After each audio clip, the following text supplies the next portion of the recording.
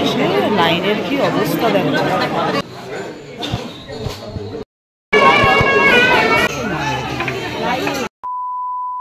নমস্কার, আমি মহুয়া।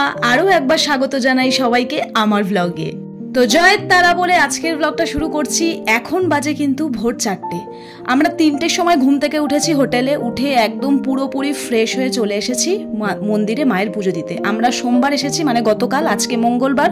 আজকে আমরা মায়ের পুজো দেবো। রাস্তাঘাট অনেকটাই ফাঁকা, আশা করছি মন্দির অনেকটাই ফাঁকা পাবো আর ভালোভাবে পুজোটাও মায়ের দিতে পারবো।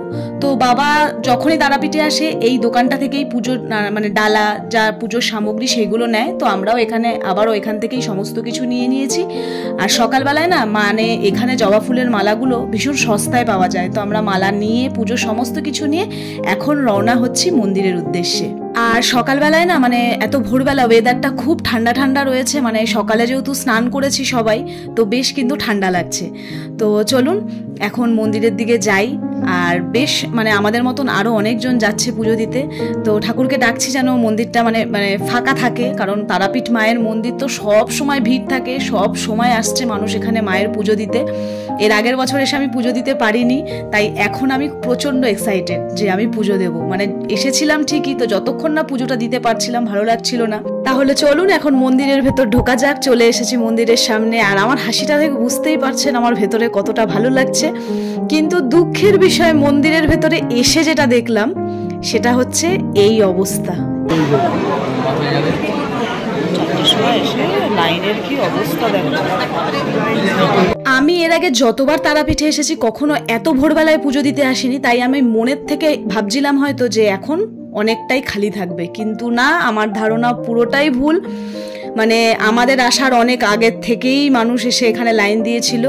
তো দেখতেই পাচ্ছেন কতটা ভিড়। তবুও মা এসে একটু আগে, মানে আমাদের একটু আগে হেঁটে এসেছে বলে মা একটু আগে লাইনটা দিতে পেরেছিল। আর এখানে না দেয়ালে এরকম প্রচুর নানা রকম যায়, মানে বিভিন্ন মায়ের রূপ, তার সম্বন্ধে অনেক কিছু লেখা আছে, যেটা আপনি পড়তে পড়তে মানে লাইন দিয়ে যখন যাবেন তো পড়তে পড়তে এগুলো দেখতে পারবেন। তো আমরাও তাই করছিলাম। তো বেশ ভালো লাগছিল, সময়ও কেটে যাচ্ছিল এগুলো পড়তে পড়তে দেখতে দেখতে। আরও অনেক মানুষ এখনো এসে চলেছে, মানে মন্দিরের বাইরে হয়তো লাইন চলে গেছে। তো আমরাও লাইন দিতে দিতে এখন শেষ পর্যন্ত এসে এই জায়গাটায় পৌঁছেছি। আর খানিকক্ষণ সময় আগেও আমরা ওই জায়গাটাতে লাইনে দাঁড়িয়েছিলাম। আর এখন দেখতে পাচ্ছেন এই এখন মানে অনেকটাই মন্দিরের সামনে আমরা চলে এসেছি। আর এখনো মানে যেতে প্রায় আধ ঘন্টার উপরে হয়তো সময় লাগবে। তো এই যে আমাদের এটা পুরো ফ্যামিলি, বাবা, মা, ভাই, আমি, অজয়, ডোডো। তো আমরা এখানে দাঁড়িয়ে দাঁড়িয়ে একটা কথাই আলোচনা করছিলাম যে আমরা যখন ওই পাশটা দাঁড়িয়েছিলাম তখন আমরা ভাবছিলাম যে আমরা কখন এই পাশে আসবো। আর এখন যারা ওই পাশে দাঁড়িয়ে আছে তারাও হয়তো এই কথাটাই ভাবছে। তো মন্দিরের ভেতরে তো ফোন অ্যালাউ নেই, তাই যতটুকু ভিডিও করার এখানেই করে নিচ্ছি। তো মন্দিরে পুজো আমাদের হয়ে গেছে।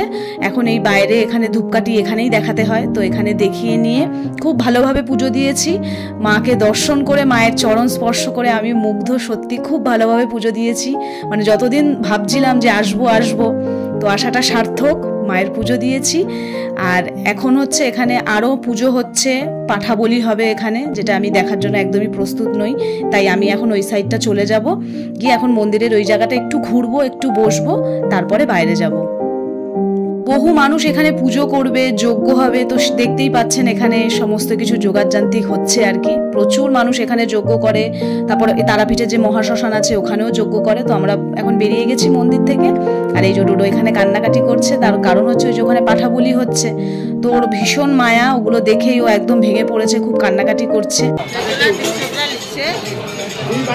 এইটা দেখি, এই দেখো। সত্যি কথা বলতে কি, ও বাচ্চা মানুষ তো, আর ও ভীষণ মানে এইসব জিনিসগুলোকে না মানে খুব কষ্ট পায়। তো যাই হোক, ওকে বুঝিয়ে সুঝিয়ে এখন আমরা যাচ্ছি হচ্ছে মহাশ্মশানের দিকে। ওখানেও ভেতরে গিয়ে পুজো করব। ওখানে বাবা বামা খ্যাপার সমাধিস্থল আছে, মায়ের চরণ রয়েছে। তো সেইগুলোতে প্রত্যেক বছর এসে পুজো করি। তো চলুন, এই এসে গেছি শ্মশানের ভেতরে। এখন হচ্ছে এখান থেকে পুজো দেওয়ার যে সমস্ত জিনিস থাকে সেইগুলো এখন নিয়ে নেব। আর একটা কথা বলে থাকি, আপনারা যদি এখানে নতুন আসেন তাহলে এইখানে কিন্তু মন্দিরে অনেক রকম করে বুঝিয়ে সুঝিয়ে অনেক বেশি টাকা আপনাদের ডালা দিয়ে দেবে, মানে এই শ্মশানের কথা বলছি, তো আপনারা সেটা বুঝে নেবেন।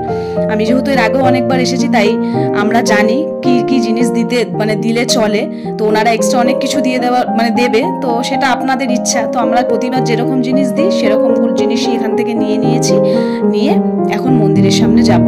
তো ওখানেও আমি কিছু ভিডিও করতে পারিনি, কারণ ওখানে ভিডিও করা যায় না ওই সমস্ত জিনিস। তো খুব ভালোভাবে পুজো করে নিয়ে ওখানে বেরিয়ে গিয়ে এখন একটু চা খাচ্ছি সবার প্রথম। আর আমার মুখ চোখের অবস্থা দেখতেই পাচ্ছেন, পুরো সিঁদুরে লাল হয়ে গেছে। আর এখন হোটেলে যাব, গিয়ে ফ্রেশ হব, আর ভিডিওটাও আজকে এখানেই শেষ করব। খুব তাড়াতাড়ি কিন্তু আরও একটা দুর্দান্ত ভিডিও নিয়ে আসছি, তার জন্য কিন্তু অবশ্যই চ্যানেলটাকে সাবস্ক্রাইব করতে হবে আর আমার পাশে থাকতে হবে। দেখা করছি খুব তাড়াতাড়ি।